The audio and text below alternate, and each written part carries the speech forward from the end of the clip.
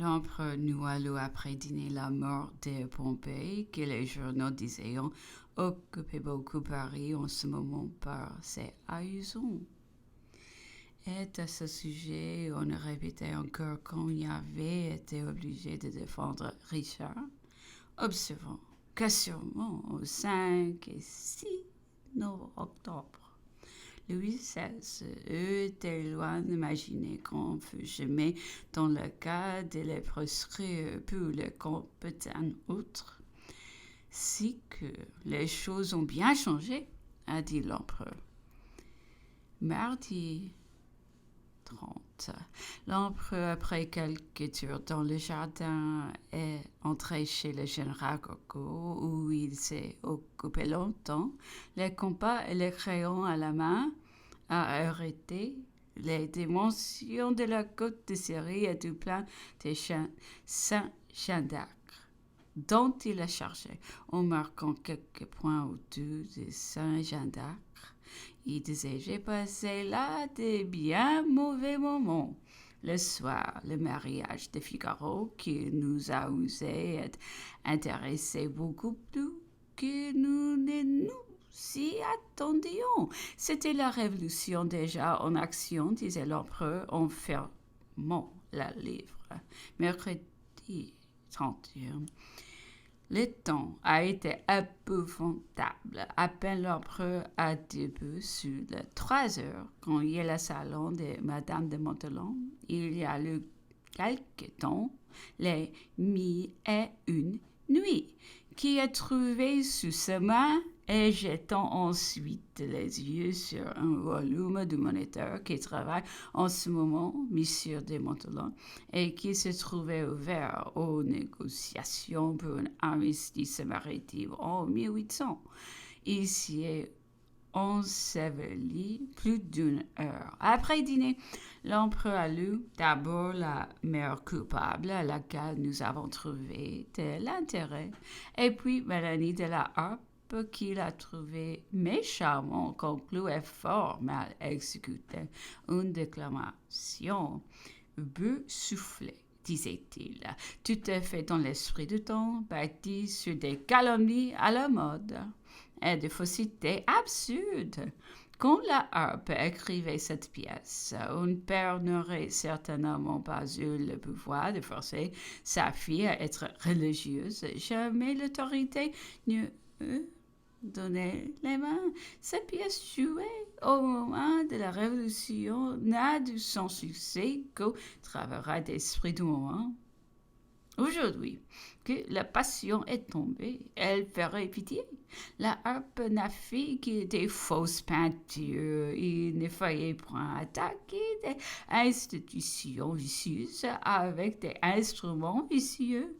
L'empereur disait que la Harpe avait tellement manqué son beau vis-à-vis de lui que tout son intérêt était pour le père et sa mauvaise humeur contre la fille. Il ne l'avait jamais vu jouer qu'il ne fût tenté de se lever de sa loge et de crier à la fille « Dites seulement non et nous vous soutenons tous ici. Chaque citoyen sera votre défenseur. » Il disait que tant un régiment y avait assisté à maintes près d'habits, c'était une cérémonie fort suivie par les officiers qui nous irritait fort, disait-il, surtout si les demoiselles étaient enjolies. Nous accourions et tendions nos oreilles longues d'une à une. Si elles nous ont dit non, nous ayons enlevé l'épée à la main. Il est donc faux qu'on employa la violence, mais seulement on employait la séduction. On injuriait peut-être ces religieuses à la manière des recrues. Le fait est qu'elles avaient avancé avant de conclure. Par les religieuses, la supérieure, le directeur, l'évêque, l'officier civil, et enfin les spectateurs. Le moyen que tout cela se fût entendu pour concourir à un crime. L'empereur disait qu'il était contraire au couvent en général comme inutile et d'une oisivité abrutissante.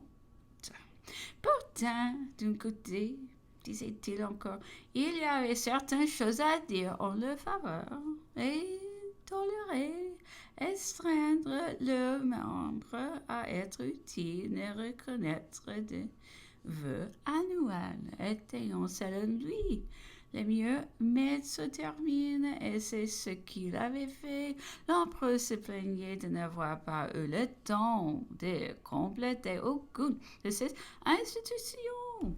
Aux maisons des Saint-Denis et des Courants, il s'était proposé de joindre un certain nombre de chambres plus vieux, d'asile, d'hospices et des veuves des militaires ou des femmes âgées. Et puis, il fallait convenir encore, jouait-il, qui était des caractères, des imaginations, de tout ça, qu'on ne devrait pas contraindre, les travers même, quand ils n'étaient pas nuisibles. Qu'un empire comme la France pouvait et devait avoir quelques auspices de fous appelés trappistes.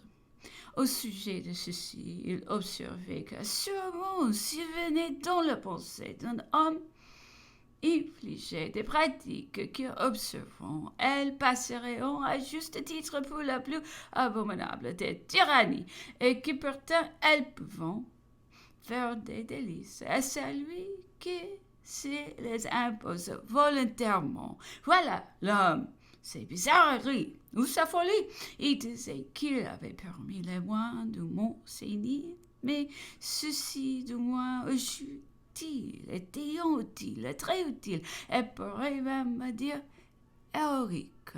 L'empereur avait dit dans son conseil d'État lors de l'organisation de l'université avancée et que les moins sérieux ont de beaucoup les meilleurs cœurs enseignants, s'il était possible de les maîtriser, de les soustraire à un chef étranger. J'ai du penchant pour eux, avait-il ajouté.